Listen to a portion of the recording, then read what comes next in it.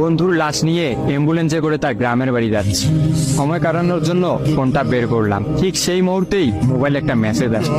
আমার সামনেই আমার প্রিয় বন্ধুটি কফিনের মধ্যে লাশ হয়ে পড়ে আছে। মেসেজ করেছে আমার সেই মৃত ফ্রেন্ডের গার্লফ্রেন্ড অবন্তী। আমি মেসেজগুলো পড়া শুরু করলাম। ফাহাদ, আমাকে মাফ করে দিও। আমি যেই বাবার চোখের দিকে তাকিয়ে কখনো কথা বলতে পারিনি, সেই বাবা যখন অসহায়ের মতো আমার সামনে দুই হাত জোড়ে কান্না শুরু করতে লাগলো, তখন সেই বাবার ভালোবাসার কাছে আমাদের ভালোবাসা হার মেনে গেল। তাই আজ 11 দিন ধরে আমি অন্য মানুষের স্ত্রী। তোমাকে কথা দিয়েছিলাম জীবনের শেষ সময় পর্যন্ত তোমার সঙ্গে থাকবো। আমার সব সময় ভয় হতো যে তুমি আমাকে কষ্ট দেবে, হয়তো আমাকে ছেড়ে অন্য কাউকে বিয়ে করবে। অথচ দেখো, আমি তোমাকে কষ্ট দিলাম, আমি তোমাকে রেখে অন্য পুরুষকে বিয়ে করে ফেললাম।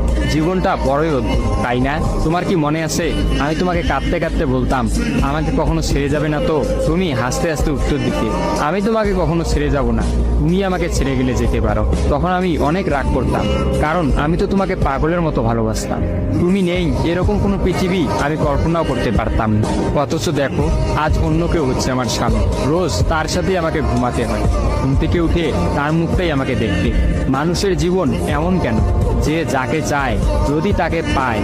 প্রকৃতির তাতে কি এমন আসে যায়? কেনই বা প্রকৃতি তাদেরকে কাঁদায়? হুট করেই সবকিছু হয়ে গেছিল, তাই আমি ইচ্ছে করেই তোমার সাথে যোগাযোগ বন্ধ করতেই আমার নাম্বারটা বন্ধ করলাম। বিয়ের দিন ভাইয়ের ফোন হাতে নিয়ে আমার ফেসবুক আইডিটাও ডিলিট করে দিলাম। তুমি অনেক কষ্ট পেয়েছো আমি জানি, যার সঙ্গে সারা জীবন কাটাবো ভেবেছিলাম তাকেই শেষমেশ কষ্ট দিলাম। আমার পরিবারের সবাই খুশি, আমার স্বামীটা অনেক ভালো, এখন পর্যন্ত যা ব্যবহার করেছে আমার ভালোই লেগেছে। তবে ভবিষ্যতে কি হবে জানি না। তোমার কি আমার সেই প্রথম দেখা হওয়ার কথা মনে আছে? তবে সেটাই যে প্রথম দেখার, সেটাই যে শেষ দেখা হবে, এটা কখনোই ভাবতে পারি। আসলে মানুষের চিন্তার বাইরে যে কত কিছুই ঘটে, তাই না?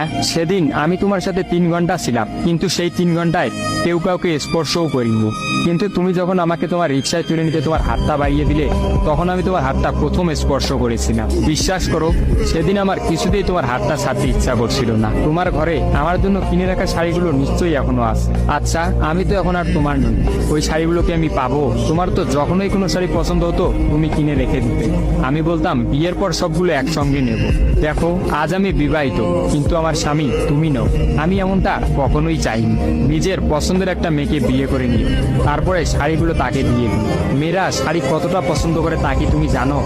যদি না জেনে থাকো তাহলে বিয়ের পর তোমার বউকে দিয়ে উপলব্ধি করে নিও। তোমার সাথে আমার অনলাইনে পরিচয়, তাই চিন্তা করেছি কোনোদিনও বেঁচে থাকতে আর অনলাইনে যাব না। আমার নাম্বারটাও বন্ধ করে দিয়েছি। আজকের পর থেকে আমাদের আর কোনোদিন কথা হবে না। তোমার কাছে একটা অনুরোধ, যদি চলার পথে আমাদের কোনোদিন দেখা হয়ে যায় তাহলে প্লিজ তুমি অচেনা হয়ে চলে যেও।